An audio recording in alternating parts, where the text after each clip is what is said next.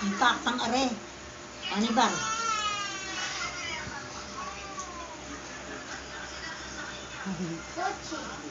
Ano nilalive mo ba yan?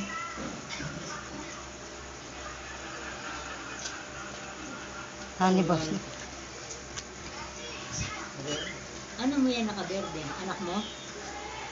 Oo, anak ko. Sabi niya, ano na pagtanungan ko kanina. Sabi niya, umalis po, sandali lang, babalik din yun. Matinong kausap yan, pero yung babae mo, luka-luka.